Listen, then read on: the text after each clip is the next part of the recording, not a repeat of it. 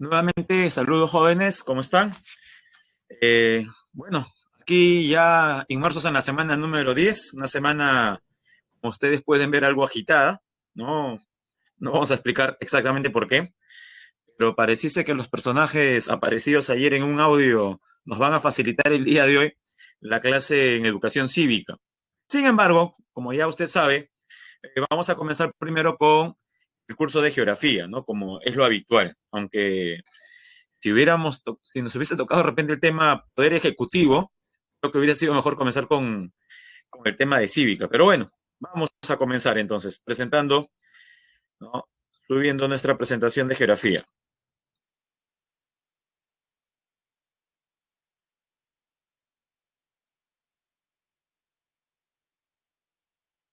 A ver, semana número 10. Acá va. Bien, como habíamos visto la semana pasada, el tema de biomas, flora, fauna, ecosistemas, hablamos acerca del biotopo, biocenosis, ¿no? En general, el día de hoy vamos a ver ya no la parte descriptiva, porque lo que vimos la semana pasada, valgan verdades, especialmente la primera parte fue descriptiva.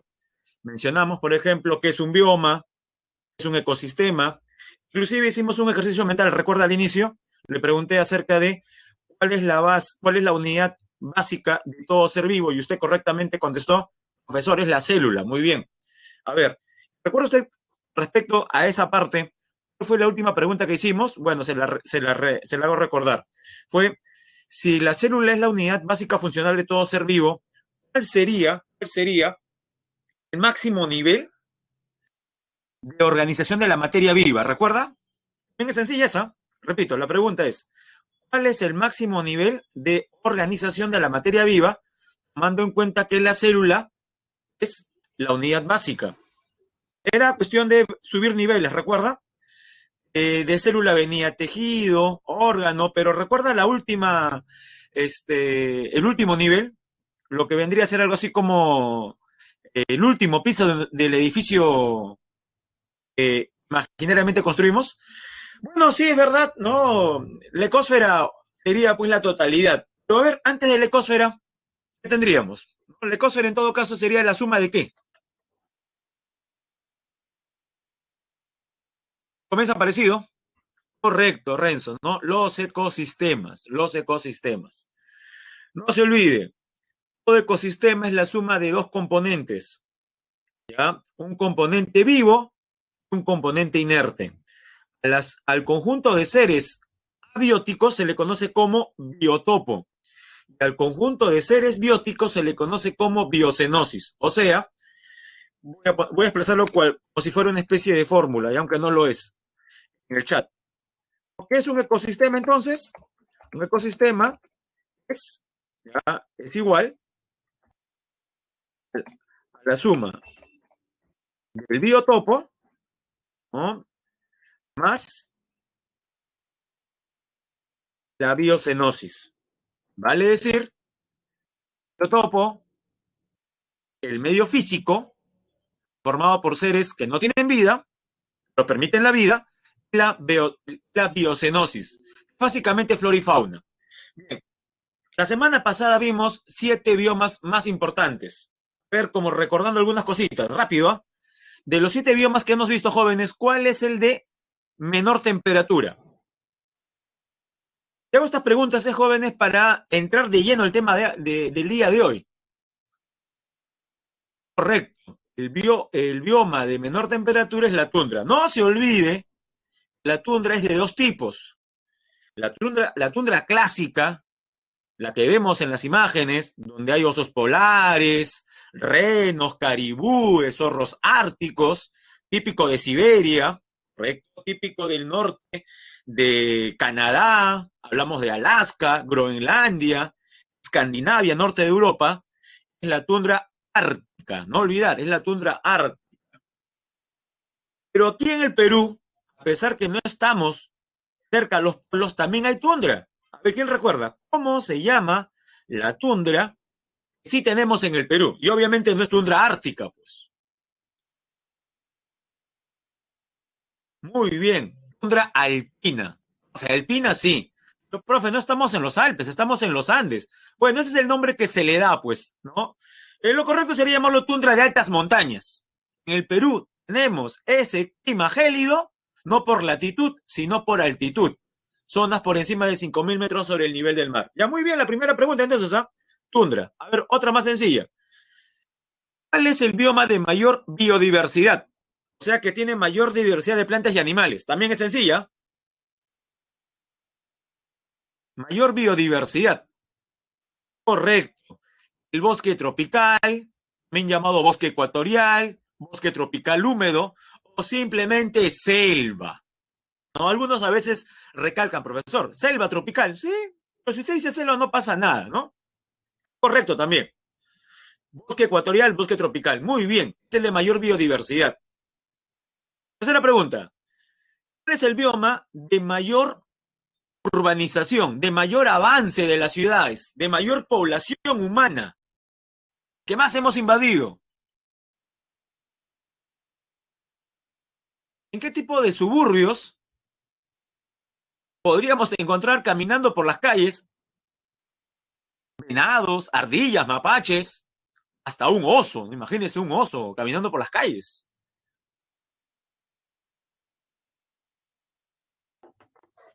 Uno pensaría que son noticias falsas, ¿no?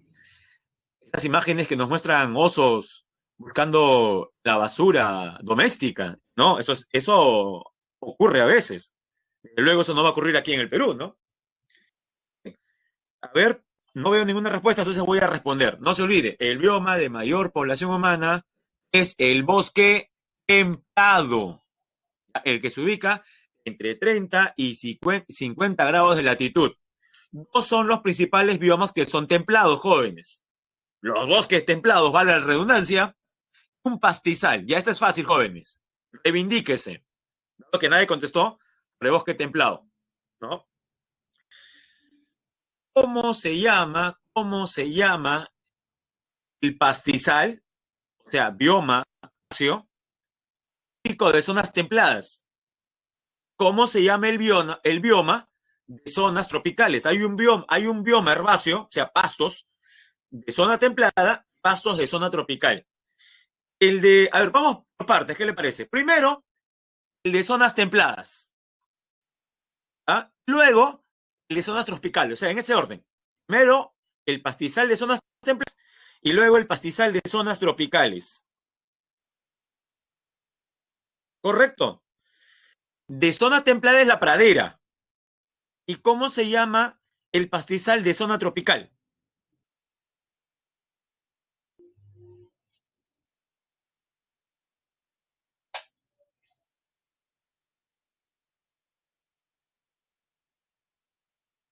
A ver, jóvenes, ¿tenemos respuestas? Todavía no. Ajá, correcto, sabana.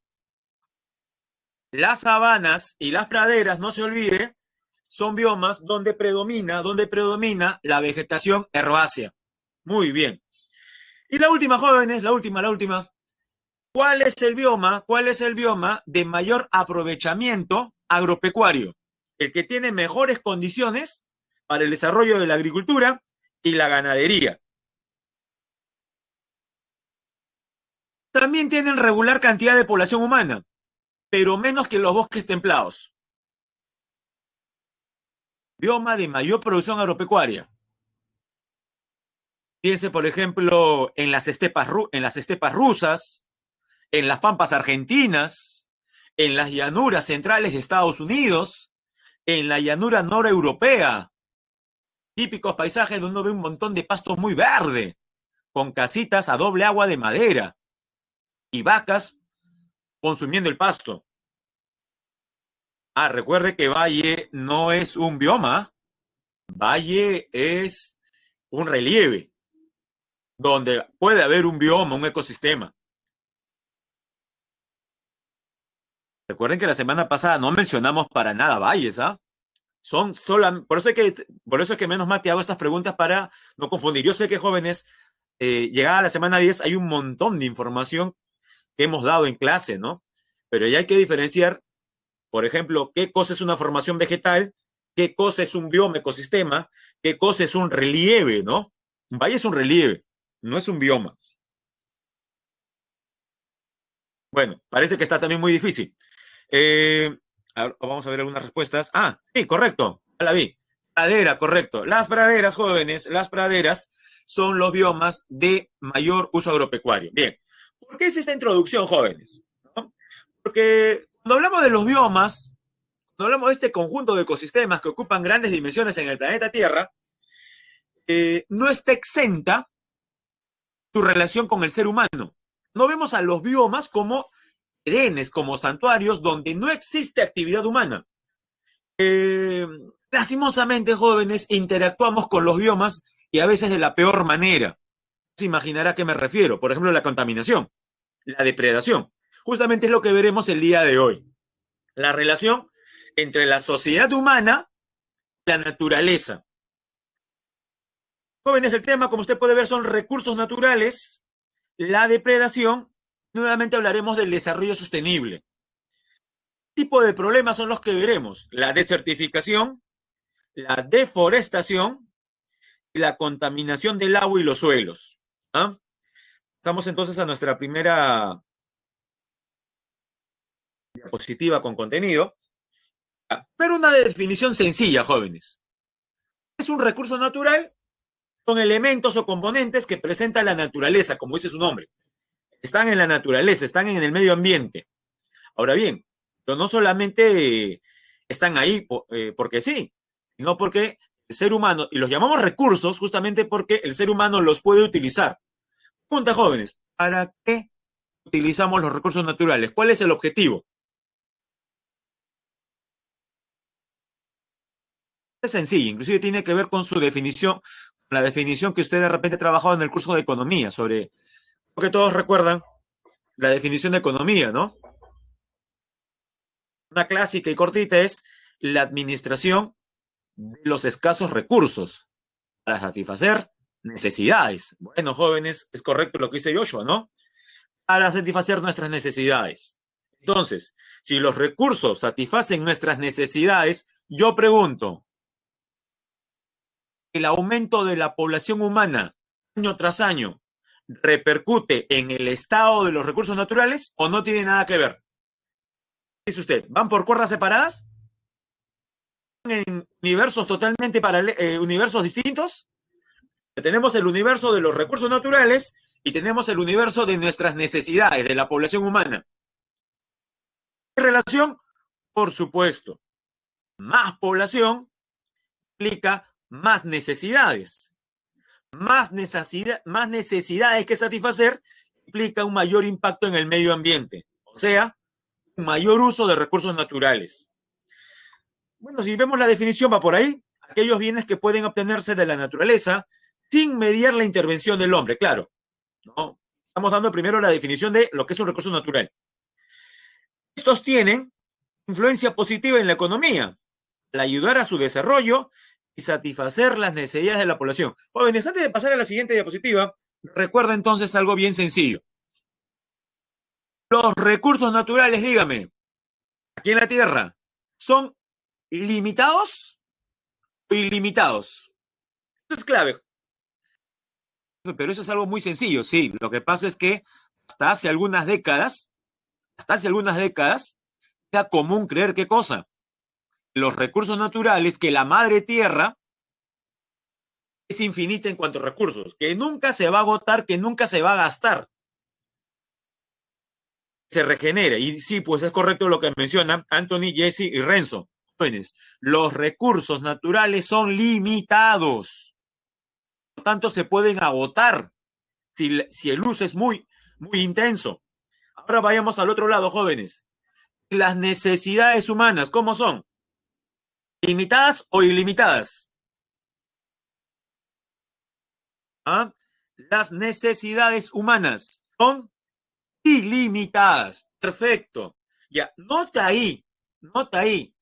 Algo, vamos a llamarle, a ver, extraña en esa relación, que nuestras necesidades ilimitadas dependen de recursos limitados. Por supuesto, jóvenes, ahí va a haber un desbalance. Ese desbalance es el que actualmente estamos padeciendo. No estoy diciendo que antes no haya ocurrido. Pero jóvenes, allá por el año 1890, hace 130 años, nuestro nivel de depredación era mucho menor que el de ahora. Conforme pasan los años, ¿a qué atribuye usted que nuestro nivel de depredación sea mayor que antes? Mira, profesor, lo que dijo usted, que hay mayor población. Sí, es correcto, hay mayor población, pero acompañado de qué también. Con el paso del tiempo, jóvenes, hemos mejorado. En realidad es algo positivo, que mejora la calidad de vida, pero a la vez que mejora nuestra calidad de vida, también aumenta justamente el tipo de uso, aprovechamiento de la naturaleza. Correcto, muy bien, Jesse. La tecnología. Usted no puede comparar nuestro impacto, ¿correcto? En el neolítico, durante la revolución neolítica, con el impacto durante la revolución industrial. O el impacto de la primera revolución industrial con la segunda revolución industrial. Por último, impacto que tenemos en estos tiempos, ¿no? De cuarta revolución tecnológica, ¿no? Estamos prácticamente, algunos dicen que estamos inmersos a puertas de la cuarta revolución. Entonces, jóvenes, ahí hay un problema, pues. Lastimosamente, a mayor grado de tecnificación, mayor uso intensivo de recursos naturales.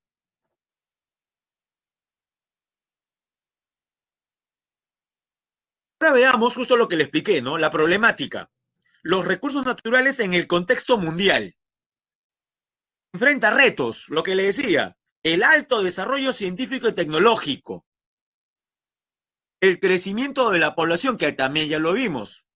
Y tercero, bueno, como resultado de lo anterior, mayor influencia del hombre sobre su medio. Todo eso ya hemos hablado hace un momento, ¿ya? No se olvide entonces. Y ahora sí, principales problemas que afectan a los recursos naturales. Jóvenes, ¿está mal aprovechar los recursos naturales? ¿Sí o no? No está mal, porque si no aprovechásemos los recursos naturales, no estaríamos aquí. Hay que aprovechar los recursos naturales, de eso no quedan dudas. Entonces, ¿cuál sería la solución? Porque obviamente la solución no es prohibir el uso de recursos naturales. Correcto, Jesse. Como mencionamos en el tema de desarrollo sostenible, tiene que ser regulado. Profe, ¿y qué debería primar en la regulación? El sentido común, el buen juicio, la racionalidad. Vale decir, aprovechar el recurso para satisfacer nuestras necesidades. Y escuche bien, la segunda parte, sin poner en riesgo a las futuras generaciones, para que éstas también puedan hacerlo. ¿Profe, hacer qué? Satisfacer sus propias necesidades. ¿Cuándo, profesor? Allá por el año 2050. Allá por el año 2070. O un año donde podemos estar seguros que usted ya no va a estar aquí. 2110. Dentro de 90 años, la mayoría, y yo seré el primero de los que estamos en el salón, no vamos a estar aquí en el año 2110. Pero alguien que se parece a usted, que tiene su apellido de repente, ¿sí? En honor a usted, va a padecer más problemas de los que usted ya está viviendo. De repente ese peruano, ese ciudadano peruano en el año 2110 ya no pueda consumir anchoveta porque décadas antes ya le hemos acabado, ¿no? Le hemos extinguido de nuestro mar. De eso se trata. Jóvenes, se la dejo en bandeja. ¿Cómo se llama ese tipo de desarrollo? Que es el que se propone, que consiste en satisfacer las necesidades en el presente sin poner en riesgo las futuras generaciones. Muy bien. Desarrollo sostenible. Profesor, he visto en unos textos de México y de España que llaman desarrollo sustentable. Diferencias. Es lo mismo, jóvenes. Es lo mismo. ¿Ya? A pesar que en algunos blogs o foros leo que no hay diferencia. No, jóvenes, es lo mismo. Desarrollo sostenible y sustentable es lo mismo. El problema a veces deriva en una mala traducción del inglés, ¿ya? Pero le digo, ¿no? Sostenible, sustentable. Estas partes, aquí en el Perú tenemos la costumbre de llamarle más sostenible, pero si usted, repito, ve literatura sobre este tema, en español internacional, verá el término sustentable, no se haga bolas. ¿Ah? Sostener, sustentar, cosa, recurso en el tiempo, o sea que no se agote. Bueno, ahí vemos algunas imágenes terribles, ¿no? Miren, no, la primera es una caricatura, eh, no exagerada como caricatura que es, de un planeta Tierra atiborrado de gente, ¿no? Atiborrado de desechos. Mira, profesor, eso me hace recordar un personaje contemporáneo a Adam Smith, que decía justamente la relación que usted mencionó al inicio, que la población crece a un ritmo geométrico, que los alimentos, o sea, los recursos, crecen, ¿no?, a una velocidad aritmética. ¿Recuerda el personaje? A ver, mis respetos para aquella persona que recuerde eso, ¿ah? Británico. Fines del siglo XVIII, del siglo de las luces. Es de alguna manera un intelectual de la ilustración, sino que cuando hablamos de ilustración nos vienen a la mente más franceses, ¿no? Estamos en Montesquieu, estamos en Diderot, de Alembert, Rousseau, Voltaire. Nos olvidamos que también tenemos personajes alemanes como Immanuel Kant, el filósofo, Adam Smith, y como menciona correctamente Julio, Thomas Malthus. Ah, verdad, claro, pues Malthus, jóvenes. Él ya se enfocaba en estos temas. Miren en qué tiempo, ¿eh? Ya por los años 1790, 1800, él ya ponía el dedo en la llaga con respecto a estos problemas. Claro, en los tiempos de Malthus todavía no se evidenciaba un problema real, pero es ahí el mérito, pues, de los intelectuales, de proyectar. Desde luego, muchos dirán, profesor, pero Malthus estaba equivocado, que él decía que la población iba a crecer de tal manera, no iba a haber alimentos. Usted sabe que sí hay alimentos, claro, lo que pasa es que Malthus no tuvo en cuenta un aspecto, el avance de la tecnología. Él hace esas proyecciones en base justamente a la tecnología que él todavía está viendo. Recuerde que Malthus es de alguna manera hijo de la primera revolución industrial. Todavía no ve lo que va a aparecer durante la segunda ola. Pero bueno, es ya el tema, ya no hablar de Malthus. Bien, algunas manifestaciones y causas de la depredación. Por ejemplos, ¿dónde evidenciamos depredación? Ah, profe, ¿verdad? ¿Qué es la depredación? No se olvide, depredación es el uso excesivo de los recursos naturales. O sea, lo contrario a qué? Desarrollo sostenible. ¿En qué se parecen ambos procesos? En que los dos, el ser humano utiliza recursos naturales. La diferencia, que en la depredación no le importa el futuro, ni siquiera el presente, porque también sigue contaminando, inclusive aprovecha recursos y encima contamina en el presente. Ejemplos de depredación en general. La deforestación incontrolada genera erosión genética y pérdida de biodiversidad. El tema de la cobertura vegetal natural es lo que se aprecia, por ejemplo, en los incendios forestales en Perú, Brasil, Bolivia. Contaminación de la atmósfera. De repente cerca de su casa hay una fábrica con una chimenea humeante todos los días. Cerca al campus de la ciudad universitaria, al campus de San Marcos, la ciudad universitaria, te va por la avenida Venezuela, se ha percatado pues muchos paraderos de la avenida Venezuela, yendo de Lima hacia San Marcos, justamente tienen el nombre de las fábricas que contaminan en la zona. Imagínense, fábricas rodeadas de zonas urbanas. Fábricas deberían estar en la parte periférica, debería haber una zona industrial especial, ¿no? Bueno, están ahí en plena ciudad. Contaminación del mar, los ríos amazónicos. Mira, contaminación del mar y los ríos amazónicos. Contaminación del suelo. Se ignoran las comunidades de las localidades involucradas. A ver, ¿esto le suena? Se ignora las comunidades de las localidades involucradas. Vamos a hacer una pregunta de educación cívica respecto a la segunda semana. O sea, hace 8 semanas, hace 2 meses. Jóvenes, si estos recursos naturales se encuentran en zonas donde viven los autóctonos, comunidades nativas, campesinas, pero me voy más por las nativas porque marcan un mayor territorio, la Amazonía. ¿El Estado puede aprovechar los recursos en esos territorios? ¿Sí o no? Recuerda que mi pregunta es si puede. Decir no es como decir, profe, está prohibido bajo todo tipo de opción. Lo que coloco no, porque está totalmente prohibido. Ya, hecha esa mención. Vuelvo a preguntar entonces, ¿puede el Estado aprovechar los recursos y territorios, ¿no?, donde la población es principalmente aborigen? Pero como yo he dicho puede, si hay la posibilidad, sí, sí existe la posibilidad. Pero como dice Renzo, tiene que existir ¿qué cosa? Una condición. ¿Cuál es la condición requerida para que una empresa o el mismo Estado, una empresa con permiso del Estado o el mismo Estado, pueda sacar petróleo en una zona habitada por alguna etnia amazónica? Es como un referéndum, claro, ¿no? Claro, Renzo menciona una primera idea y está bien, pero es como un referéndum, porque no es un referéndum en realidad. Renzo lo ha mencionado, ¿no?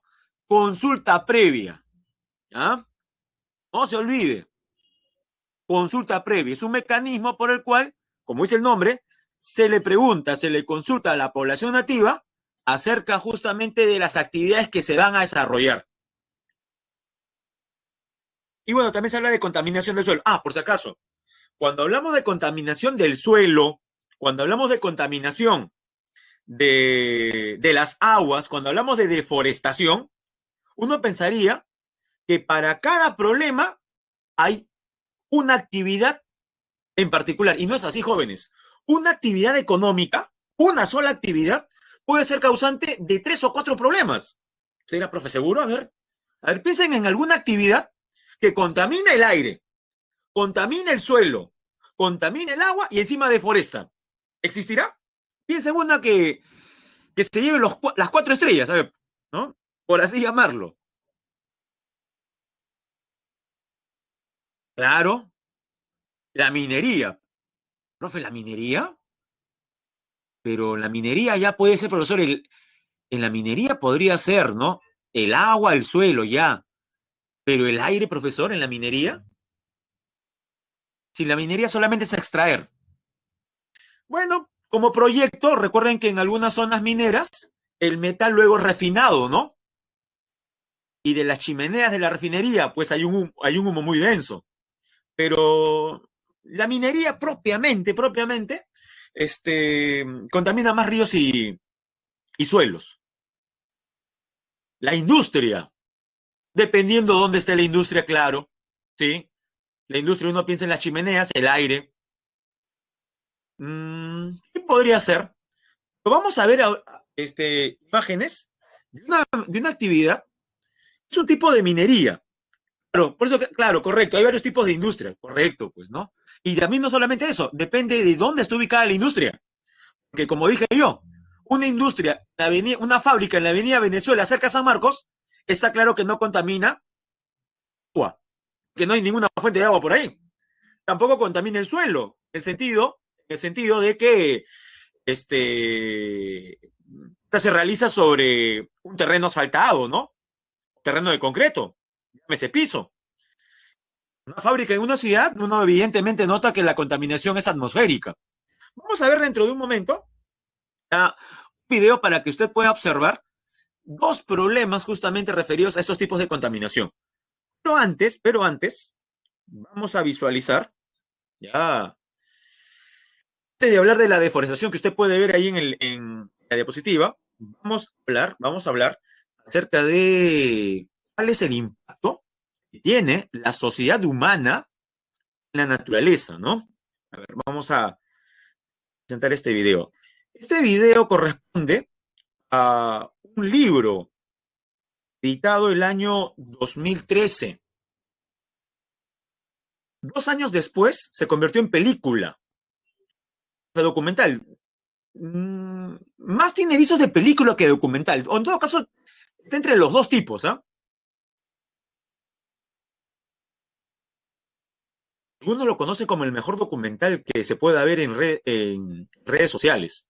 Es el nombre que seguramente le han dado a los que les gusta este documental.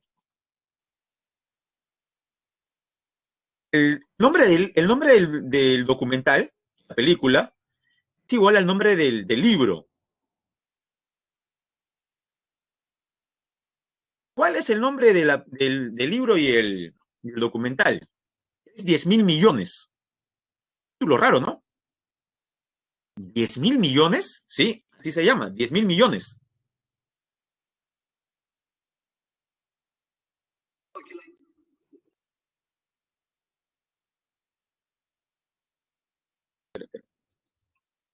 Ahora sí.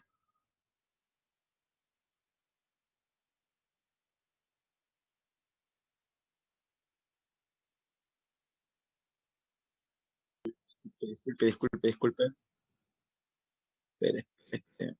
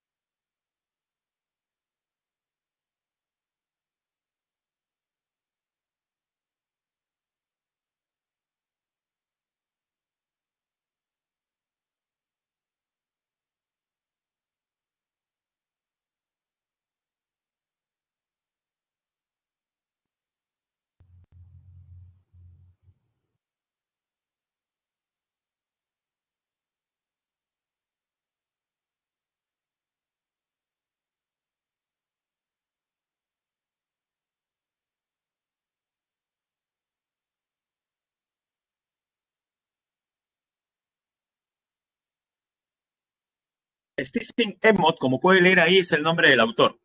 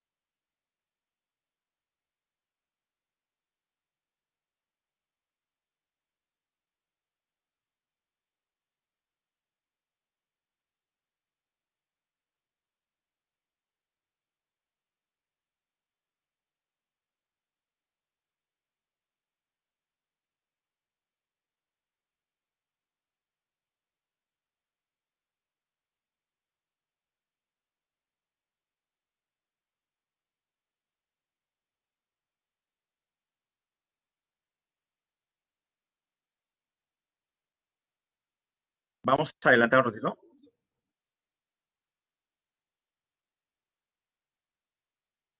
Ahí va a explicar acerca del aumento de la población y el impacto en la Tierra.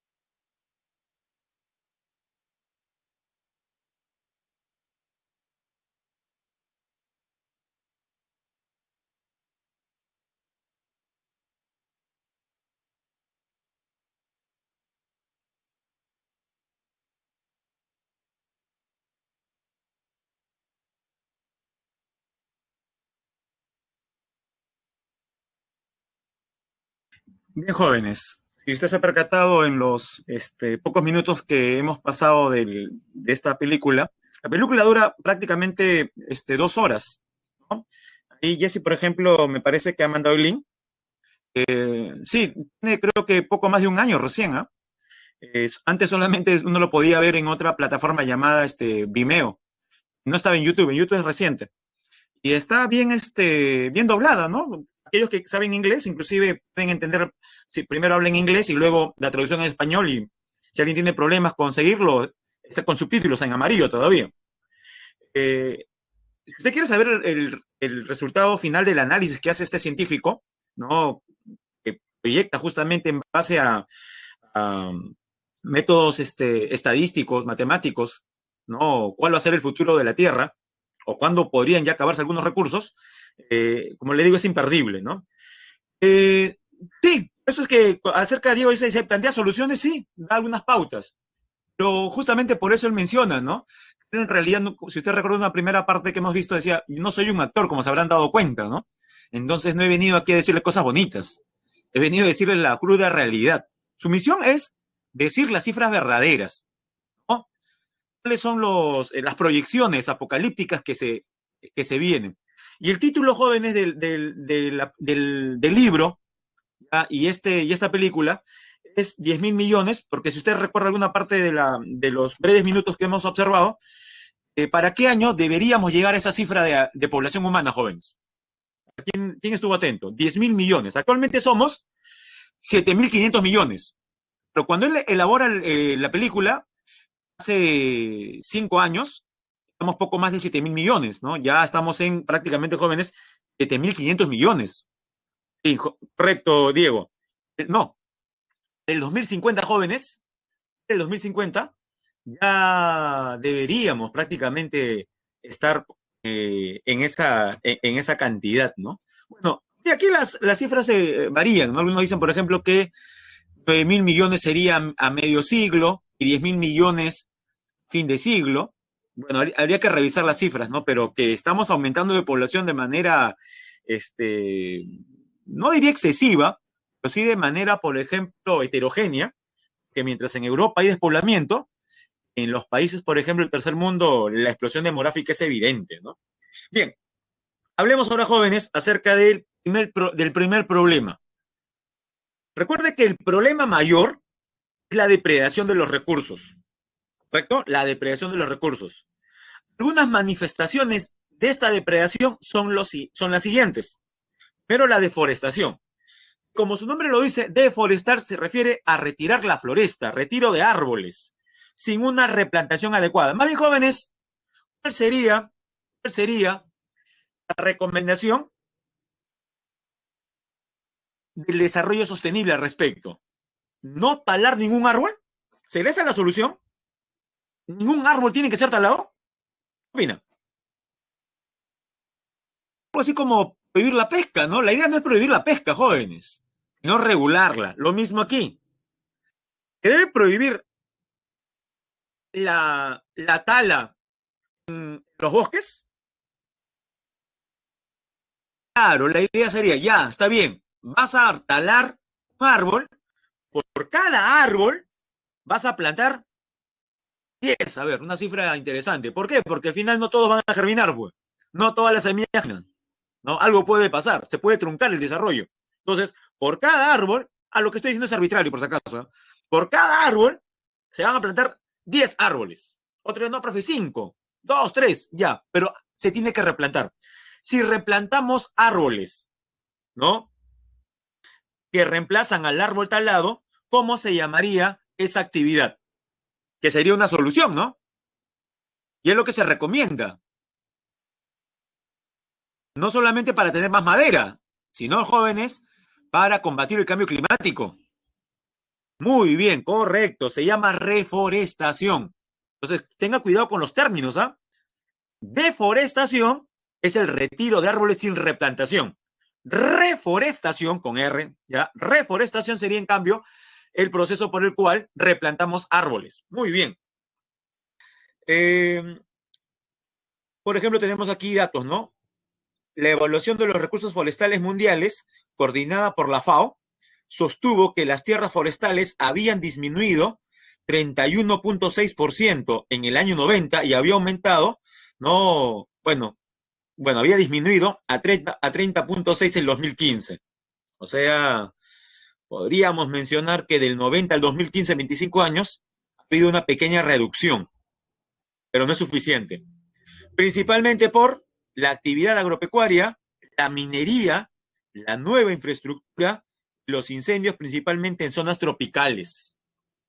Usas ala para combustible, ala para industria maderera, para los muebles. ¿Pero cómo está la para combustible? La leña se usa para cocinar o cortar árboles para que luego la madera se convierta en carbón. Jóvenes, usted indirectamente podría ser causante de la tala descontrolada en la Amazonía. ¿Cómo así? Si yo no he talado. Ya. ¿Ha visto usted el comercial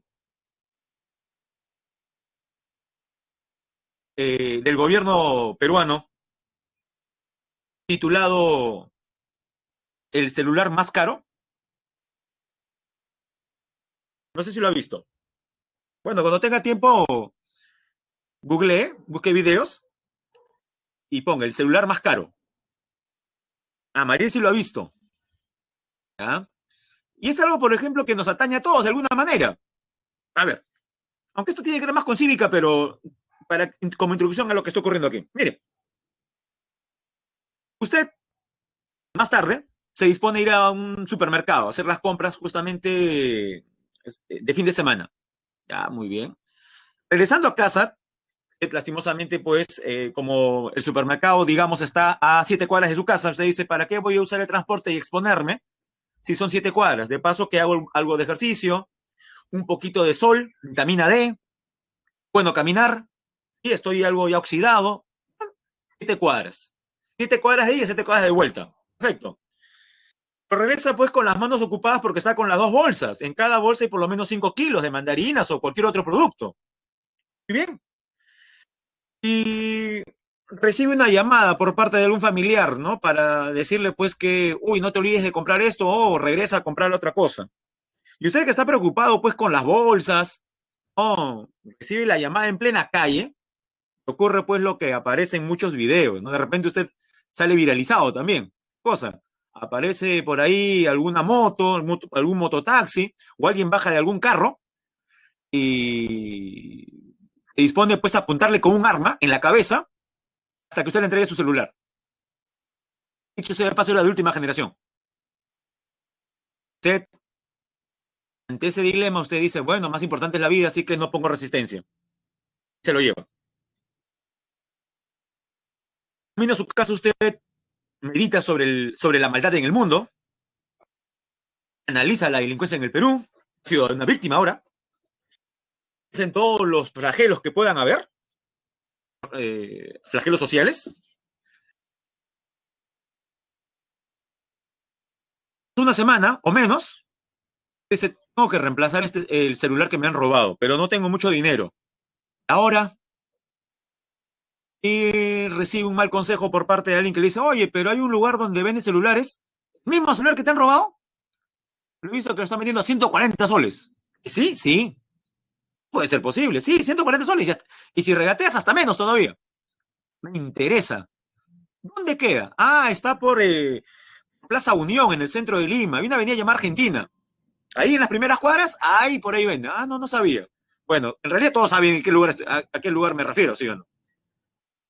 La Cachina. Es más, hasta hay un centro comercial que se llama La Cachina Fashion, ¿no? Hay un símbolo de un panda todavía por ahí. Bueno, más conocido como Las Malvinas. Va a este emporio, por así llamarlo, y encuentra todo tipo de celular a precios muy cómodos. Y creo que hasta factura le dan. Jóvenes, ¿a qué se debe el bajo precio de la mayor parte de esos celulares?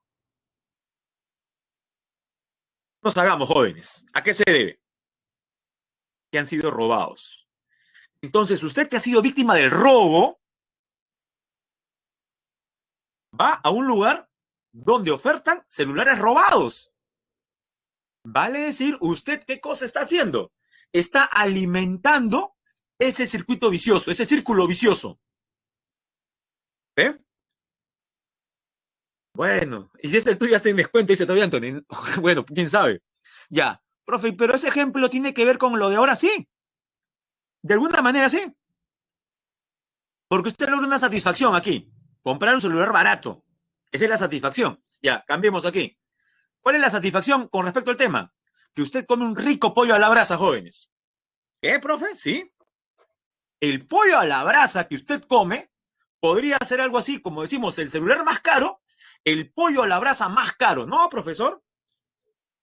Yo he ido a una pollería donde venden el cuarto a 20 soles máximo, más de 20 soles no pago. Pero jóvenes, ese es el precio que usted paga directamente. Pero habría que ver, ese pollito a la brasa ha sido dorado, ha sido cocido por el calor emanado de ¿qué? De la leña, de un carbón. Y hay muchas pollerías que inclusive sacan propaganda diciendo, este pollo es a la leña. Y encima, leña de algarrobo, que es la especie más importante de Piura, Lambayeque y parte de Tumbes. En esa zona, por ejemplo, del Perú, se están depredando los bosques secos, los algarrobales, y el algarrobo es convertido en leña para que vaya a una pollería y usted pueda disfrutar de este rico pollo. Es más, hasta la gente dice, no, con el vapor generado este, por el calor emanado por la leña del algarrobo, el sabor es distinto, inclusive más rico, se cose de otra manera. Bueno, no sé si eso se... No, es más, correcto, como dice Anthony, ¿no? En Ica también. Claro, esas son especies de algarrobo que han sido replantadas en algunas partes de Ica. Bueno, jóvenes, miren las cosas. Oh, la última, jóvenes. No, profe, yo no como pollo a la brasa, menos mal, ya. ¿Cómo puede usted asegurar que el mueble, la cama, el camarote que está en su casa no procede o ha sido elaborado de una madera que viene de la selva del Perú a partir de tal ilegal? ¿Dónde está el cartoncito, la certificación de que la madera con la cual se ha hecho su mueble provenga de un bosque que ha sido reforestado? ¿Saben por qué no hay ningún tipo de certificación? Porque no viene de un bosque reforestado. La mayor parte de la madera extraída es ilegal.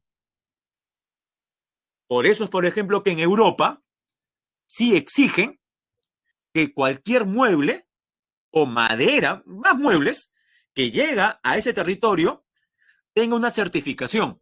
Tiene que estar certificado, ¿no? De que procede de una zona donde se realiza la conservación, el desarrollo sostenible y donde se practica la reforestación. Si no, no lo compran porque asumen que es algo así como el celular que usted compra en las Malvinas. Se presume que es robado, ¿no? Ya acá se presume que viene de la madera de un bosque deforestado. Bueno, alguien dice por ahí, profe, yo duermo en el piso. eh, bueno, no, si usted duerme en el piso, podríamos decir que no es culpable entonces, ¿no? Pero no creo que duerme en el piso. Cero, tala para la minería ilegal de oro. Pero la minería ilegal de oro, ¿para qué tendría que deforestar? ¿Acaso los árboles tienen oro? Ya, pero jóvenes, los árboles llegan hasta la zona que tiene oro, pues. Entonces lo que van a hacer para colocar mejor las máquinas, que van a tragar el terreno. ¿Qué dijo? No he dicho tragara, pero lo voy a escribir mejor, ¿ya?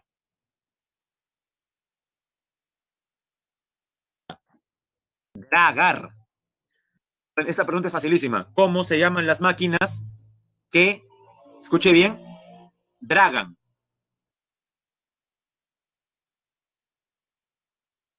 Profe, ¿cómo se llamarán? Se llaman igual pero acá prácticamente. ¿Ya? Las máquinas que dragan se llaman dragas. Oh, profesor, es sencillo. Pero nunca he visto una draga. Bueno, jóvenes, vamos a enseñarle imágenes de algunas dragas, ¿ya? Este video corresponde a Madre de Dios y ha sido elaborado por una organización no gubernamental, ¿no? Llamada Sociedad Peruana de Derecho Ambiental, CPDA. Claro, son como excavadoras, Diego, correcto. Pero mejor que un video nos dé una idea más clara del tema.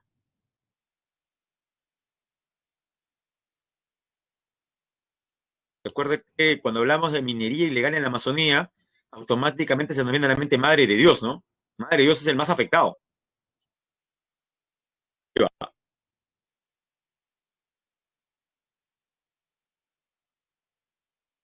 Esa es la institución, SPDA, la Sociedad Peruana de Derecho Ambiental.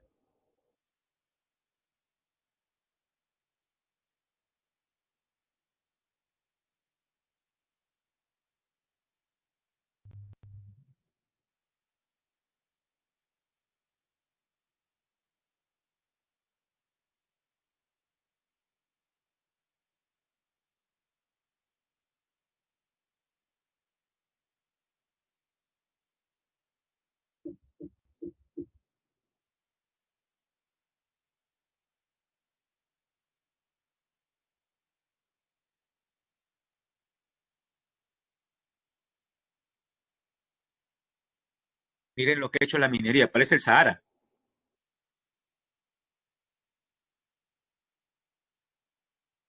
La minería ilegal trabaja en zonas no permitidas o usa maquinaria y métodos prohibidos.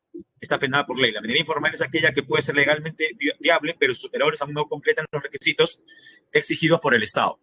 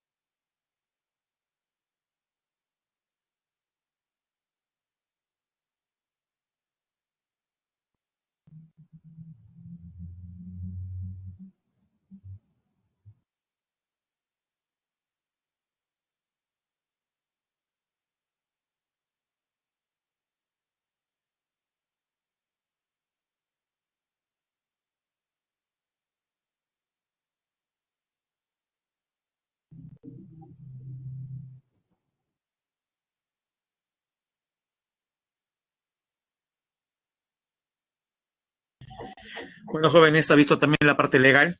Hay un problema también con respecto a las leyes que no se adecúan justamente a la realidad propia de Madre de Dios. Bueno, no es algo nuevo, ¿no? Decir eso, ¿no, profesor? Esa es la historia del Perú, ¿no? Tenemos leyes que no se cumplen, o leyes, por ejemplo, que están mal hechas, ¿no? Las buenas leyes no se cumplen y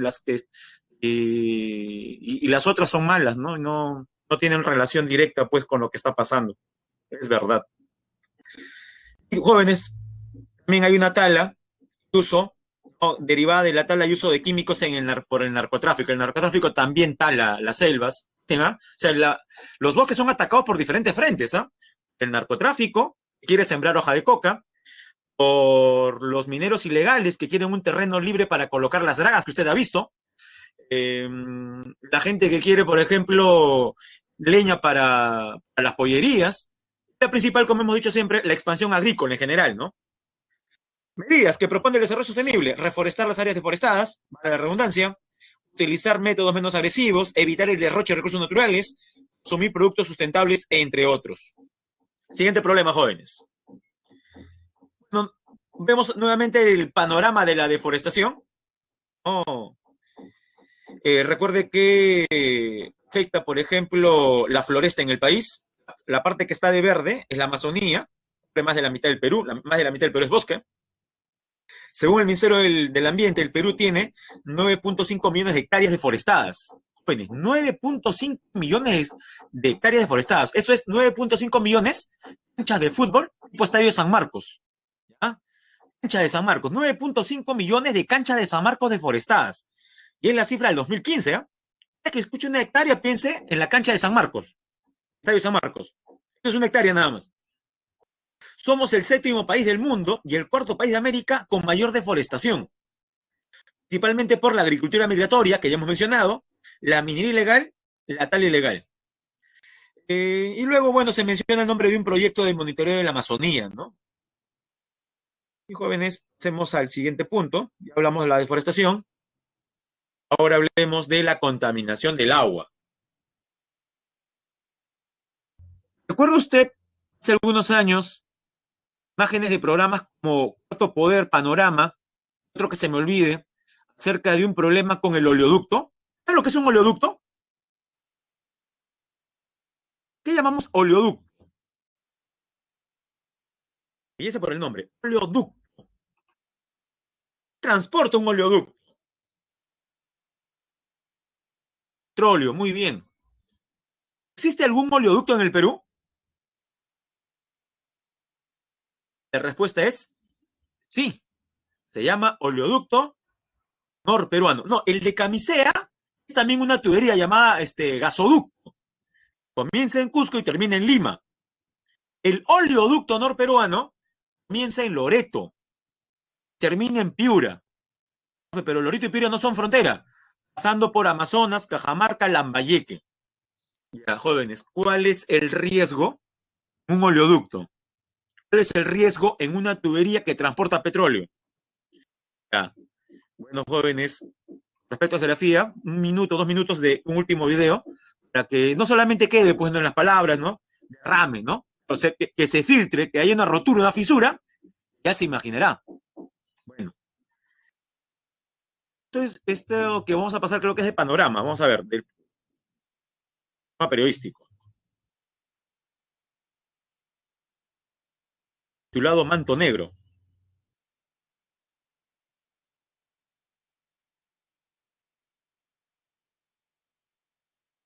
Unas imágenes son fuertes, ¿ah? Que vean la contaminación in situ y también el problema social alrededor.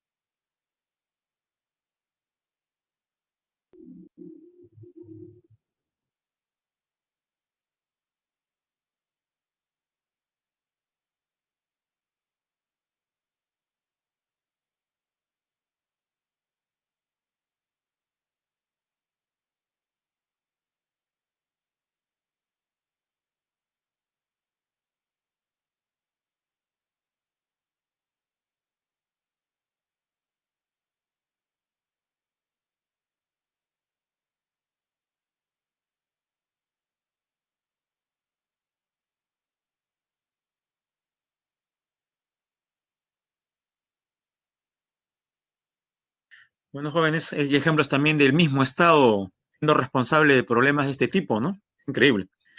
Bueno, eh, hay inclusive en el reportaje se ven una parte donde aparecen un montón de peces muertos y flotando en el agua, ¿no? Y también la parte más desgarradora es los niños que son usados para limpiar la zona del derrame. Es terrible, ¿ah? Y eso ya no lo he querido pasar por una cuestión ya de respeto ya hacia su sensibilidad, ¿no?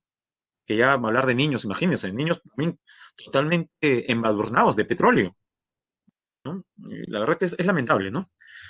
Bueno, jóvenes, vayamos a la parte teórica para resolver las preguntas. Contaminación del agua es el cambio en la calidad de tipo químico, biológico y físico la hace perjudicial para los organismos vivos, ¿no? Se produce por la introducción directa o indirecta de sustancias contaminantes, en este caso el petróleo, ¿no? Que hemos visto, o el mercurio de la minería, en los lagos, ríos, mares y acuíferos. Acuíferos se refiere a agua subterránea. Ah, el reportaje para que lo ubican rápido en YouTube es, ponen manto negro nada más, al costado el nombre del programa, ¿no?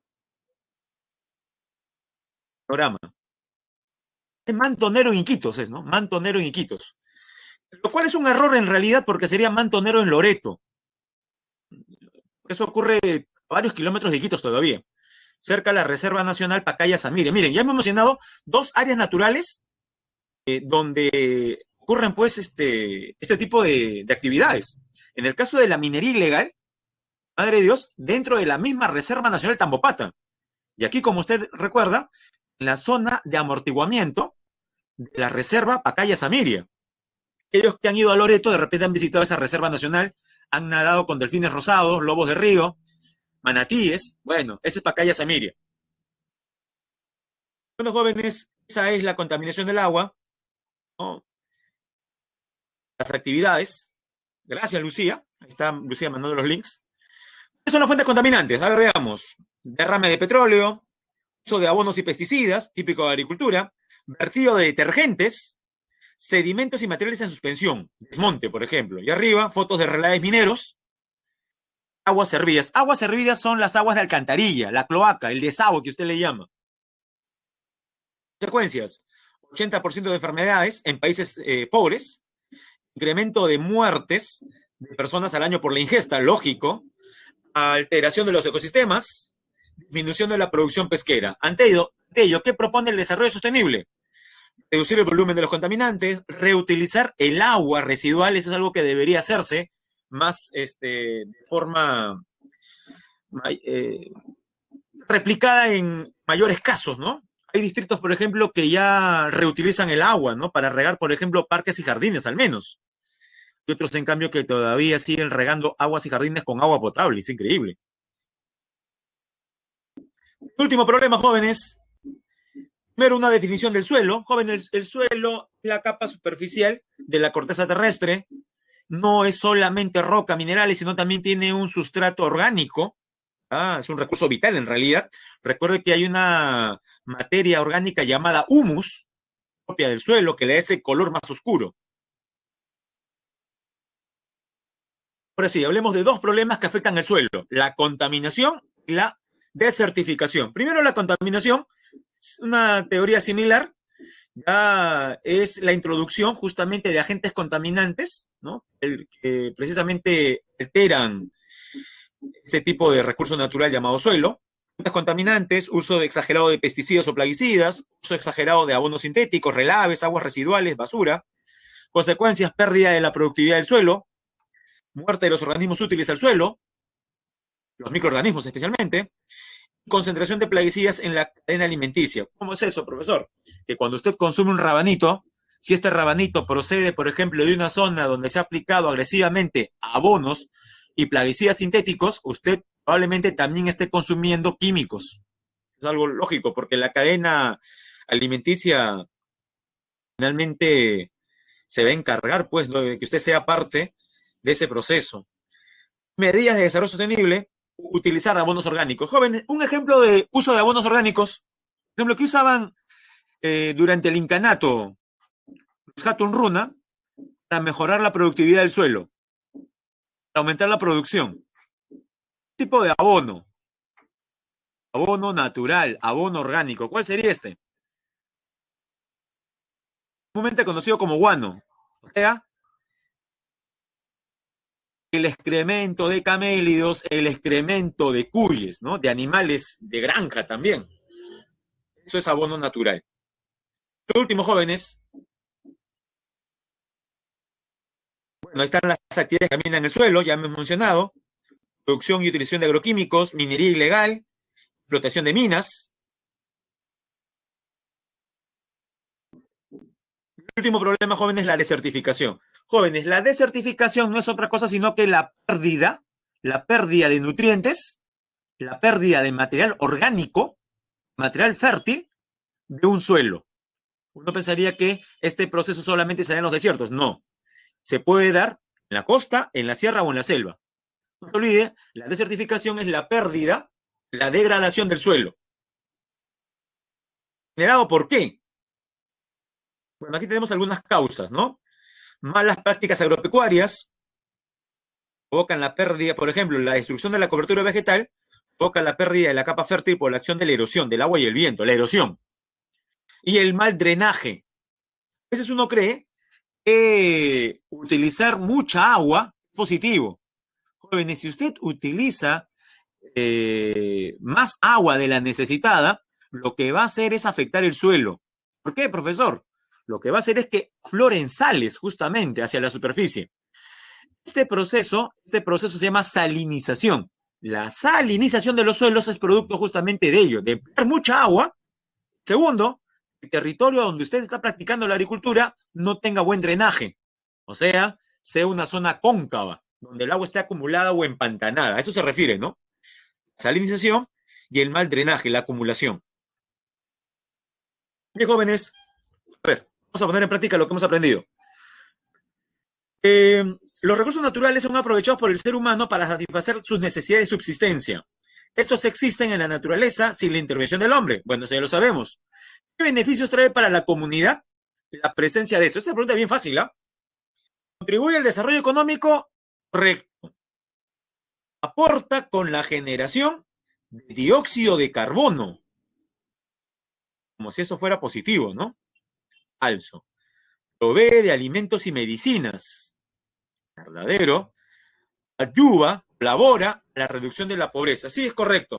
Vamos a marcar entonces aquí como clave, muy bien, la letra B, que me imagino todos han marcado de esa manera, como Joshua, ¿no? Muy bien. Pregunta 2. Según los últimos reportes del MINAM sobre la deforestación en el Perú, cada año se pierden 126.938 hectáreas de bosques. Por esta razón es necesario que el Estado exija a los colonos, o sea, a los que van a la zona a deforestar, y a concesionarios, cumplir con ciertas medidas de responsabilidad. ¿Cómo? A ver, ¿cuál sería la clave aquí? ¿Cuáles serían correctas? Primera, reciclar, reducir, reutilizar. Eso parece correcto.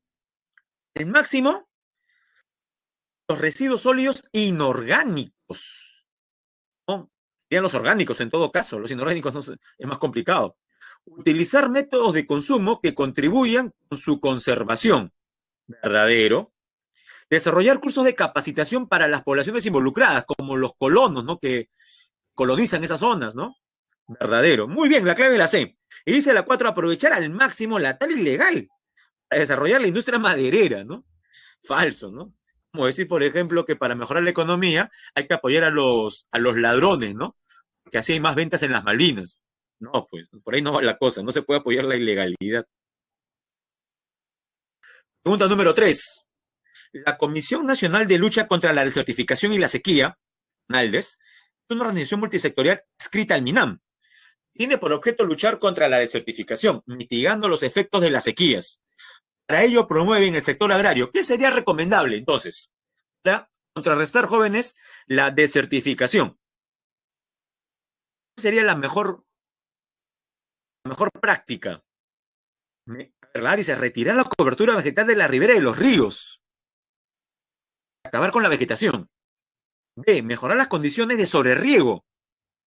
Usar más agua. C, aprovechar el empantanamiento. El cultivo de arroz.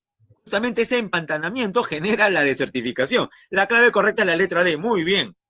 Introducir el uso de fertilizantes naturales, ¿no? Como guano, ¿no? Algunos le llaman bosta también, guano o bosta, como quiera llamarlo usted. Y la última, jóvenes, muy bien, hasta ahorita. Punta 5. Jóvenes, este es un caramelo para usted, ¿ah? Relacionar. Tenemos a la izquierda los problemas y a la derecha sus causas más frecuentes. A ver, en el caso de la deforestación, ¿cuál es la causa más frecuente? No te olvides, usted era profesor, la deforestación, la principal causa es la tala. Recuerda, hemos dicho ya varias veces que no es la tala. A ver, entonces sería la primera. ¿Uno con qué, jóvenes? Hagámoslo por partes, a ver. La primera, deforestación con bien. Muy bien, con agricultura migratoria. No se olvide, la principal causa de la deforestación es la agricultura, la expansión de la agricultura, causante de incendios en Bolivia, en Brasil, en el mismo Perú. Luego viene ya la tala, el narcotráfico. Hasta ahorita, profe, veo las claves, entonces queda descartada la A y la B. Puede ser la C o la D. Vamos a ver si es la C o la D. Yoyo dice que es la C. Veamos. Contaminación del agua, jóvenes. Contaminación del agua. ¿Con cuál? Es la principal causa de la contaminación del agua. Una de las principales. Bueno, tenemos aquí, por ejemplo, derrame de petróleo, como hemos visto en el reportaje, ¿eh? Como hemos visto en el reportaje, derrame de petróleo en el oleoducto norperuano. Es contaminación del suelo. Bueno, esa estaba sencilla. Oh. Uso de abonos sintéticos. Y certificación, el mal drenaje de los suelos. Bien, la clave correcta sería, bueno, yo ya se dio cuenta al final, ya. La clave sería entonces la letra D, ¿no? Ya corrigió, ya, la letra D. No, no hay problema. La idea es, si uno se va a equivocar por último, se va a confundir que sea aquí en la práctica, ¿no? En el examen no. Jóvenes, ahora sí, decía yo al inicio de la clase, quisiera pues que los personajes aparecen en audios, ¿no? Escuchados creo por la mayoría, han puesto de acuerdo para facilitarnos la clase el día de hoy. Todavía no voy a mencionar nombres, jóvenes, pero ya sabe usted a quién refiero, ¿no? No, profesor, no sé quién está hablando. Vas a dar cuenta. A ver, un preámbulo, jóvenes. Mm, ¿Recuerda usted cuáles fueron los dos primeros temas que vimos en Cívica? Especial el de la semana número 1, porque ya en la semana 2 lo que vimos era la protección a nivel internacional, ¿no? Organismos, a nivel americano, mundial. Muy bien. El tema fue derechos humanos y sus garantías. Claro, está bien, derechos humanos y garantías. Garantías justamente para proteger esos derechos. O sea, el tema principal fue los derechos humanos. Muy bien. Jóvenes, ¿en qué texto aparecen los derechos que el Estado peruano tiene que salvaguardar? ¿Qué texto, imagino, está en su biblioteca? En la Constitución. Muy bien. Jóvenes, te resumo la Constitución. Se divide en dos principales partes. La Constitución tiene dos principales partes. La primera trata sobre los derechos humanos, las garantías para protegerlos, acción de amparo, habeas corpus, habeas data, ya muy bien. Pero la segunda parte de la Constitución trata acerca del funcionamiento del Estado peruano, de su organización, de su estructura, claro. Muy bien, Renzo. Poder ejecutivo, legislativo, judicial. Perfecto. Hablan acerca, por ejemplo, de los organismos autónomos. ¿Qué es eso, profesor? Organismos autónomos. Por ejemplo, el Ministerio Público, el Tribunal Constitucional. Y otras cuestiones más. Prácticamente eso es la Constitución, jóvenes. La primera que habla acerca de los derechos y la otra parte que habla acerca de estructura del Estado. Muy bien, jóvenes, hemos llegado a esa parte. Estando en la semana 10, de aquí en adelante en Cívica, Prácticamente eso van a ser los temas. Hablaremos de estructura del Estado. Pero todavía no hablaremos de ningún poder, jóvenes. Vamos a hacer lo previo. Hablar acerca de qué tipo de Estado, qué características tiene nuestro Estado, qué tipo de gobierno, cuáles son las partes del Estado. Vamos el menú entonces en cívica, jóvenes. Dice, el Estado peruano, estructura del Estado peruano, ejercicio del poder del Estado, Estado democrático de derecho, transgresiones al Estado de derecho, gobierno usurpador, derecho de insurgencia. Jóvenes, usemos el contexto en el cual estamos inmersos, derivados principalmente de unos audios, ¿no? Sentados el día de ayer. Pero sea mal pensado, joven. ¿Ah? Aquí sí tiene permiso para ser mal pensado.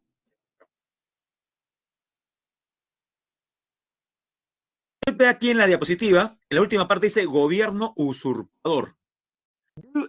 ¿Me puede dar algún ejemplo de cómo podría darse un gobierno usurpador?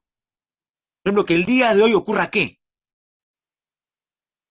Claro, profe, no me asuste. No, no, no. Estoy dándole alas para que imaginen. No va a ocurrir tampoco, jóvenes. ¿Ah? Fue un golpe de Estado. Claro, si tuviésemos en la actualidad militares que no respetan la institucionalidad, ¿no? Y que se les ha olvidado, les ha dado amnesia con respecto a una línea, está escrita en la Constitución que dice, las Fuerzas Armadas no son deliberantes. Eso está escrito en la Constitución. Las Fuerzas Armadas no son deliberantes. O sea, ¿a qué se refiere eso? No pueden deliberar sobre asuntos como por ejemplo que estamos viviendo. Y eso es algo que a unos les causó algo de miedo cuando el día de ayer el presidente del Congreso se despidió. El presidente del Congreso mencionó que está en marcha una moción de vacancia. Muy bien. Luego de mencionar ello, creo que fue eso a las 11:00 de la noche, más o menos, creo que 11:30 de la noche, ahí, mencionó, pero por favor, vamos a pedirle a la población tranquilidad. ¿Cuál me parece razonable? Y está bien que alguien tiene, por ejemplo, ese cargo, trate de tranquilizar a la población. Pero luego de decir tranquilidad a la población, menciona algo que está fuera de contexto, ¿no? Menciona, por ejemplo, que ya tiene conocimiento de que al respecto, ante esta problemática, no, las Fuerzas Armadas no van a hacer nada. Otras palabras, obviamente. Mira, profe, y eso está bien, pues, ¿no? ¿Usted quiere que intervengan las Fuerzas Armadas? No, a lo que voy es innecesaria la mención a las Fuerzas Armadas. Como decir, no, no, no se preocupen, ya las Fuerzas Armadas me han dicho que no va a ocurrir nada. Es innecesario. Por una cuestión de ley, las Fuerzas Armadas no pueden intervenir. Profesor, pero ha habido en la historia del Perú actos de golpe de Estado, justamente porque son actos ilegales. Todo golpe de Estado es ilegal, jóvenes. Todo golpe de Estado es ilegal. Entonces, bajo esa idea, y todo golpe de Estado es ilegal, alguien que toma el poder de esa forma violenta se convertiría en gobierno ¿qué? Lo que estoy preguntando. Un gobierno usurpador. Y pregunto yo, nosotros, como ciudadanos que respetamos la legalidad, ¿deberíamos hacerle caso, deberíamos obedecer a un gobierno usurpador? ¿Qué dicen? ¿Sí o no? Será, no, profe, aquí depende. Quien tiene el poder manda y se acabó. No, no es así, jóvenes. Nosotros no tenemos por qué deber, no tendríamos por qué obedecer a un gobierno usurpador. Entonces, la Constitución menciona en algún artículo que tenemos algún derecho de protestar, ¿no? De rebelarnos ante ese poder usurpador. Sí. ¿Quién me dice cómo se llama ese derecho? ¿Cómo se llama esa acción? Por la cual uno se puede rebelar ante un gobierno usurpador. Repito, está Mencionó en nuestra Carta Magna. Claro, hacer un golpe de Estado convierte a esa persona en un dictador. Correcto, ¿sí? Una persona que llega al poder por un golpe de Estado es un dictador. Pero, ajá, muy bien, Joshua. Ya te dio la respuesta. Se llama justamente derecho de insurgencia. Se llama derecho de insurgencia. De eso hablaremos en la última parte, pero creo que ya lo hemos trabajado algo, va a ser más sencillo cuando lo veamos en la parte final. Bien. Con respecto a la estructura del Estado, jóvenes, primero definamos qué es el Estado peruano. Voy a ampliar la imagen.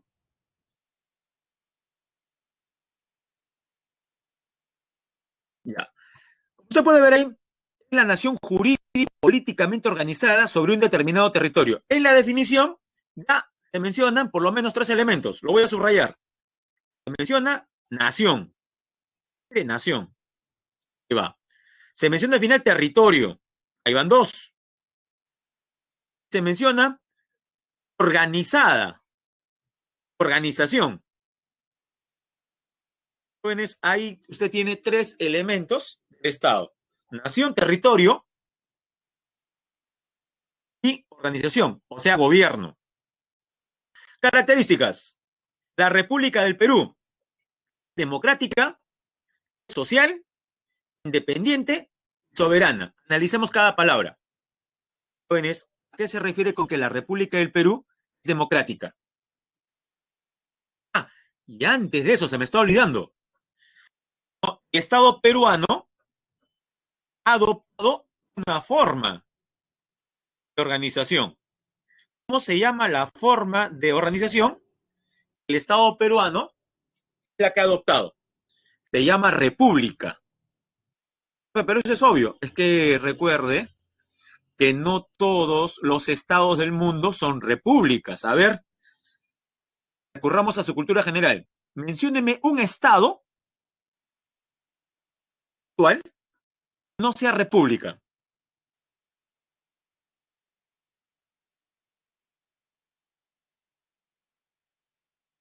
No, sí, las dos Coreas son repúblicas.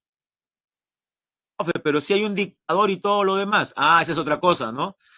En el papel es una república, ¿no? En la realidad sí, pues es una satrapía eso, ¿no?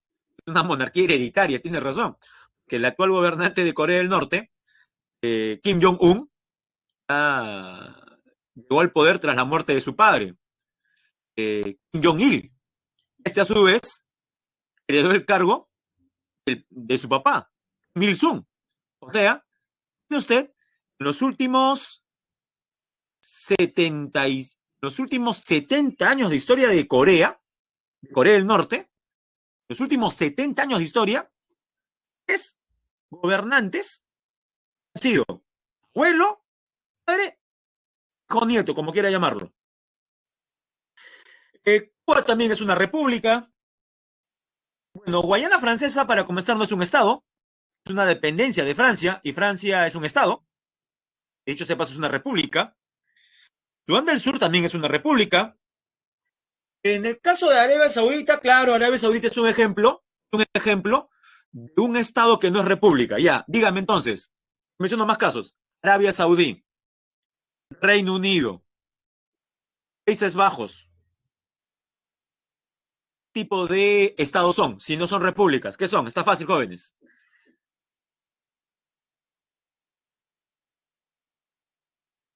No tienen presidente. ¿Qué cosa tienen como gobernante? Tienen a un rey, jóvenes, tienen a un monarca. Si tienen a un monarca, ¿cómo se llama esa forma de gobierno? Monarquía.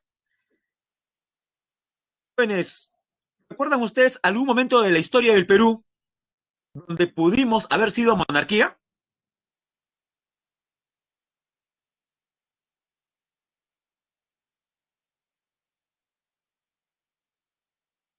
Bueno, el- recuerde, una monarquía es un estado, ¿ah?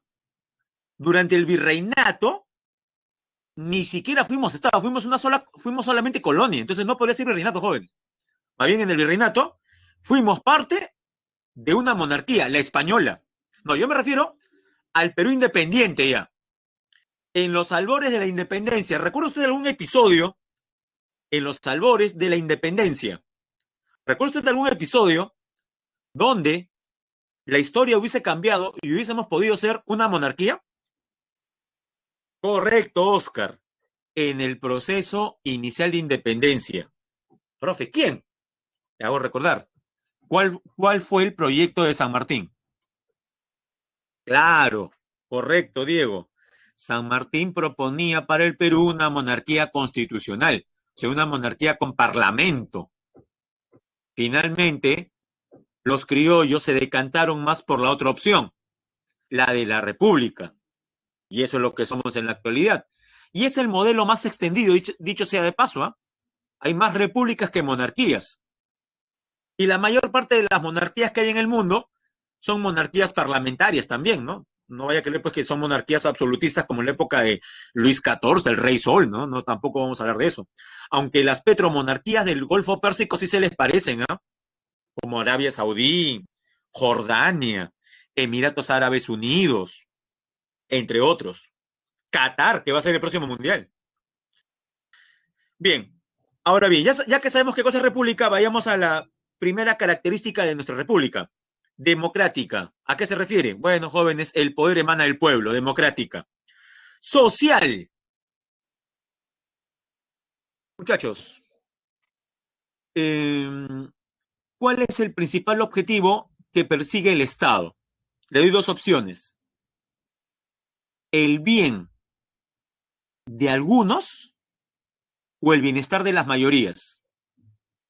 Responda, obviamente, según cómo debería responderse este tipo de interrogantes, ¿no? Basados, pues, justamente en la Constitución, en el respeto a las libertades y todo lo demás. Claro, la República del Perú, el Estado peruano ha sido creado justamente para el bienestar general, ¿no? El bienestar de las mayorías, no de un grupo en especial. Esto que hablamos justamente de ello, ¿no? Una, de una democracia, ¿no? Y no una aristocracia, ¿no? Donde el poder es detentado solamente por un pequeño grupo. La diferencia. Social, colectivo, el bien común. Independiente, ¿a qué se refiere, jóvenes? Recuerda la famosa proclamación. San Martín, ya que ha mencionado a San Martín. De este momento el Perú es libre e independiente, por la voluntad general de sus pueblos y por la justicia y su causa que Dios defiende. Viva la libertad y todo lo demás. De este momento el Perú es libre e independiente. O sea, que no depende de alguna potencia, como si lo fuimos, por ejemplo, durante la colonia. No dependemos de ninguna potencia, no somos parte de ninguna potencia independiente. A ver, menciona, por ejemplo, Diego, si sería una especie de aristocracia, reelección de congresistas. Bueno, no en el sentido de que las leyes emanadas justamente por el Congreso no son resultado de personas que están ahí, sus títulos nobiliarios, o por pureza de sangre, como era, por ejemplo, en épocas de la Europa medieval. Las personas que están en el Congreso, por más impresentables que puedan ser, tienen un origen. ¿Cuáles jóvenes? A ver, me da culpa también, pues jóvenes. Que nuestro Congreso en los últimos tiempos ha tenido personajes inclusive con denominaciones bien extrañas, ¿no? El come pollo, el come oro, la lavapiés, ancha camisa, roba luz, roba cable, el mataperro, el de la mano sas. Miren, miren cuántos personajes extraños. Sí, sí, y de todo, de todo. Pero lo que voy, ¿cuál es el origen de esas personas? Si el origen de esas personas en el poder fuese mandato divino, porque ellos vienen de una familia real, ellos lo haríamos de aristocracia, ¿no? Porque es una cuestión, pues, de familia, de personas que se creen los mejores y por ser los mejores es que están ahí, ¿no, jóvenes? Esas personas están ahí, ¿por qué? Por nosotros, pues, jóvenes. ¿Ah? Están ahí por nosotros. ¿Ah? Nosotros, el profe, yo le he votado por él, pero hablamos como colectivo. Nosotros hemos votado por esos personajes. Entonces, pues, hay que pensar mejor el voto. Suerte, hay una forma de poder reivindicarnos el próximo año, el 2021. Soberana.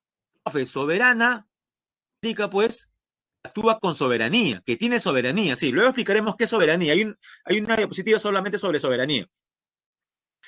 Jóvenes, el Estado es uno e indivisible. ¿Qué significa? Que ninguna de las partes del territorio peruano puede proclamar su independencia o se puede separar. Mira, profe, estoy pensando en un departamento del sur del Perú. Nadie se puede separar, jóvenes. Claro, no es como otro tipo de estados, ¿no? Donde en vez de ser república unitaria, son repúblicas federales, como Estados Unidos, ¿no? En Estados Unidos tampoco es sencillo, pues, que un estado proclame su independencia. Recuerde que la última vez que algunos estados en Estados Unidos se quisieron salir, ¿qué ocurrió? 1850, 1860. Ha sido el conflicto más estadounidenses ha matado. Ha sido un conflicto interno, la famosa guerra de secesión o guerra civil estadounidense.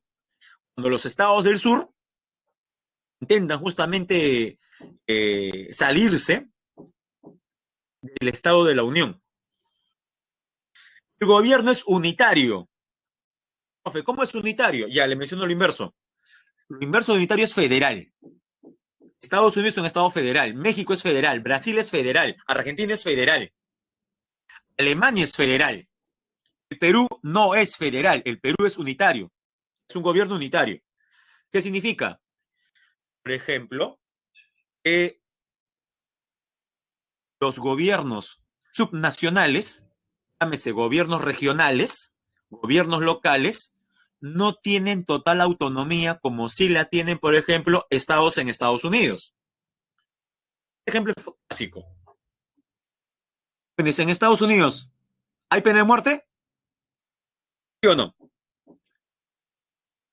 De esa pregunta usted tendría que responder primero, profe, depende, pues. Ajá. En cambio, si uno hace una pregunta, un Estado unitario, un gobierno unitario como el Perú, la respuesta es categórica. ¿Es sí o es no? Se acabó. ¿Por qué? Porque las leyes del Perú mandan solamente, justamente ¿de qué? De una instancia que es nacional, principalmente el Congreso.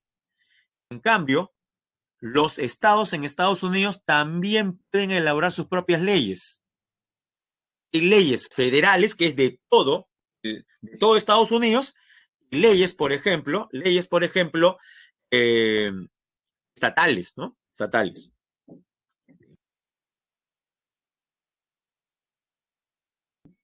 Digamos, representativo, ya mencionamos, que representan a la población, y descentralizado. No se olviden, el poder del Estado emana del pueblo, como lo hemos dicho. Quienes lo ejercen, no lo hacen con las limitaciones y responsabilidades que la Constitución y las leyes establecen. O sea, no hay un poder total tampoco, pues, ¿no? No hay un poder total, ¿no? Tenemos aquí una... Correcto. Bien. Sigamos entonces.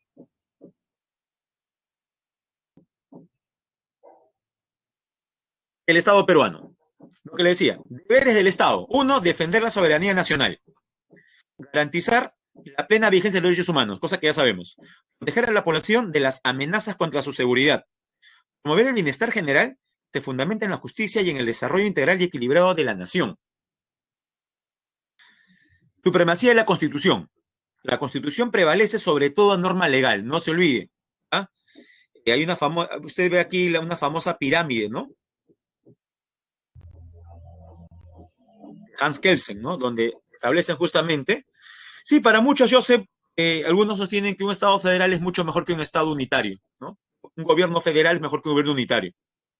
Pero también hay un punto, y con esto termino. El Perú adopta un gobierno federal sería darle también una gran responsabilidad a las autoridades internas, como gobiernos regionales. Ahora bien, nuestros gobiernos regionales están en la capacidad, ¿no? De poder administrar eh, mañas competencias. Eso también es otra pregunta que hay que hacernos. Y jóvenes, los símbolos patrios. La bandera, el escudo, el himno nacional. Por si acaso, la escarapela no es un símbolo patrio, ¿eh? A usted le obligaban en el colegio a usarla, ¿no? Bueno, Elementos del Estado, jóvenes: nación, territorio, gobierno, soberanía.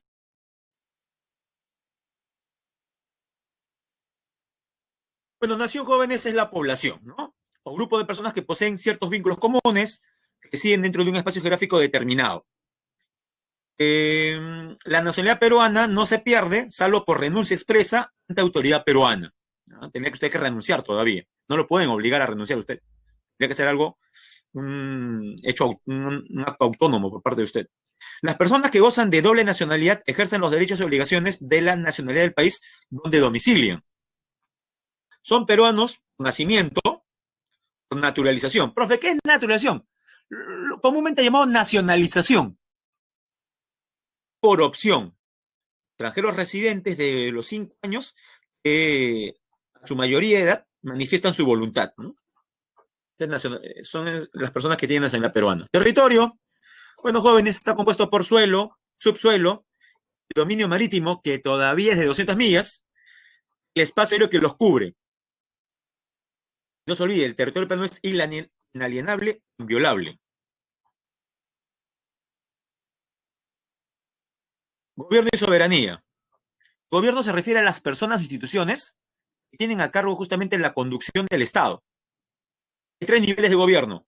Todo el país se llama nacional, luego viene el regional, a nivel municipal, provincia, distrito, local. El gobierno es unitario, representativo y descentralizado. Se organiza según el principio de separación de poderes, legislativo, ejecutivo, judicial, y la soberanía, joven, es algo sencillo. La capacidad de ejercer justamente poder dentro de un territorio. Otros aspectos del Estado peruano son idiomas oficiales, el castellano, quechua, el aymara y las demás lenguas aborígenes. La defensa jurídica del Estado. ¿Quiénes son los abogados del Estado? Porque al Estado a veces también lo acusan en juicios. Ya, los abogados del Estado son los procuradores. Dependen del Ministerio de Justicia y Derechos Humanos. Son los, como está acá, los procuradores. Estos son los abogados del Estado, se encargan de la defensa jurídica del Estado. O no del gobierno, sino del Estado. Por último, jóvenes, la estructura del Estado peruano, ¿no? Eso es sencillo, lo vamos a ver más adelante. 3 poderes. Hablaremos de lo que algunos llaman como el cuarto poder, son los organismos autónomos. El Tribunal Constitucional, el Ministerio Público, ¿no?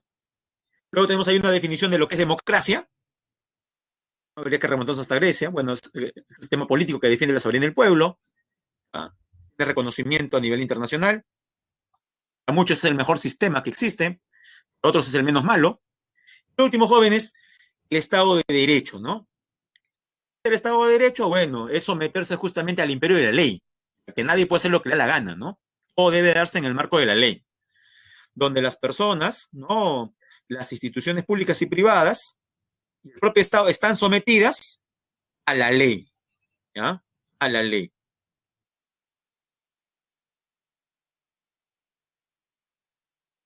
La transgresión, ¿no?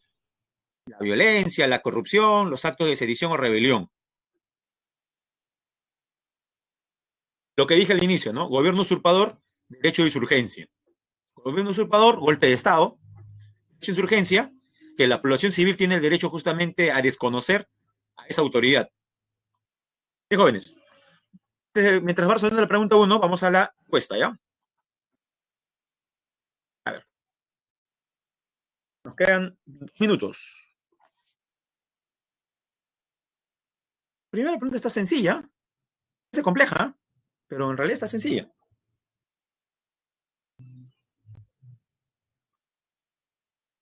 Un experto en Ministerio de Salud explica a los ciudadanos de un centro poblado que el presidente de la República ha declarado en estado de emergencia a todo el territorio nacional.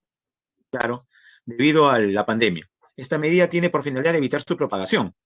A partir de la situación mencionada, deberes del Estado respaldan la medida, porque hay gente que está en contra de la, hasta ahora, ¿no? Hay gente que está renegando, ¿no? Me dejan salir, más hay gente que dice mis derechos, yo soy libre. Nunca leo la Constitución, ahora sí reclama derechos, increíble, ¿no? Jóvenes, la primera pregunta, transgredir los acuerdos nacionales e internacionales. No, pues. Proteger a la población de las amenazas contra su seguridad. Correcto. Y la 3, promover el bienestar general que se fundamenta en la justicia. Esa es la clave. 2 y 3. Muy bien, la clave es la B. Nadie se ha equivocado. Vamos a la pregunta 2, jóvenes. Pregunta 2. Pregunta 2. ¿Verdadero o falso? Por el Estado peruano. ¿Se organiza según el principio de separación de poderes? Verdadero. El poder democrático emana del respaldo de las Fuerzas Armadas. Bueno, quien ha marcado eso tiene vena autoritaria. Falso. La defensa de sus intereses está a cargo de los procuradores públicos, lo hemos mencionado, son los abogados del Estado. Verdadero. Su gobierno es unitario, representativo y descentralizado. Verdadero. La clave es la letra A. Muy bien. Punto 3. Un Estado de Derecho es aquel donde los derechos y las libertades fundamentales de las personas son incorporados en el ordenamiento jurídico a fin de protegerlos, mantener el orden público y fomentar el funcionamiento efectivo del país. Para garantizarlo, es necesario que la población reconozca que nos organizamos bajo el principio del imperio de la ley. Ese podría ser el resumen de Estado de Derecho. La prevalecencia, el imperio de la ley. Nadie puede hacer lo que le da la gana, lo que suele ocurrir, ¿no?